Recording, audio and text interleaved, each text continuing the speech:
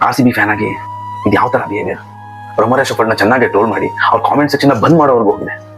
ಹೌದು, ಆ ಮನುಷ್ಯನ ಬ್ಯಾಟಿಂದ ಈ ಸರ್ತಿ ರನ್ ಬಂದಿಲ್ಲ, ಕೆಲವು ಮ್ಯಾಚ್ಗಳಲ್ಲಿ ಸರಿಯಾಗಿ ರನ್ ಲೀಕ್ ಮಾಡಿದ್ದಾರೆ, ಆದ್ರೆ ಲಾಸ್ಟ್ ಮ್ಯಾಚ್ ಚೆನ್ನಾಗಿ ಬೌಲಿಂಗ್ ಮಾಡಿದ್ದಾರೆ. 3 ಓವರ್ 18 ರನ್ 1 ವಿಕೆಟ್. ಪರ್ಫಾರ್ಮೆನ್ಸ್ ಬಗ್ಗೆ ಕ್ರಿಟಿಸೈಸ್ ಮಾಡ್ಬೋದು, ಅವ್ರನ್ನ ಪ್ಲೇ 11 ಇಂದ ಬಿಟ್ಬಿಡಿ ಅಂತ ಹೇಳ್ಬೋದು. ಆದ್ರೆ ಪರ್ಸನಲ್ ಅಟ್ಯಾಕ್ ಎಷ್ಟು ಸರಿ? ನಮ್ದಂತ ಟಾಕ್ಸಿಕ್ ಫ್ಯಾನ್ ಬೇಸ್ ಅಲ್ವಲ್ಲ, RCB ಕಲ್ಚರೇ ಅದಲ್ವಲ್ಲ. ಲಾಸ್ಟ್ ಇಯರ್ ಇದೇ ಮನುಷ್ಯ RCB ಕಪ್ ಗೆಲ್ಬೇಕು ಅಂತ ಎಷ್ಟು ಹೋರಾಡಿದ್ರು ನೆನಪಿದ್ಯಾ? ಈಗ ಅವ್ರದ್ದು ಕೆಟ್ಟ ಫೇಸ್ ನಡೀತಾ ಇದೆ. ಈ ಟೈಮಲ್ಲಿ RCB ಫ್ಯಾನ್ಸ್ ನಾವು ಅವರನ್ನ ಸಪೋರ್ಟ್ ಮಾಡ್ಬೇಕಾ ಇಲ್ಲ ಪರ್ಸನಲಿ ಅಟ್ಯಾಕ್ ಮಾಡ್ಬೇಕಾ? ಮೊನ್ನೆ ಮ್ಯಾಚ್ ಮುಗಿದ್ಮೇಲೆ ಎಲ್ಲೋ ಒಂದು ಮೂಲೆಯಲ್ಲಿ ಕೂತಿದ್ರು, ಆ ವಿಡಿಯೋ ನೋಡಿಬೋದು ನೀವು.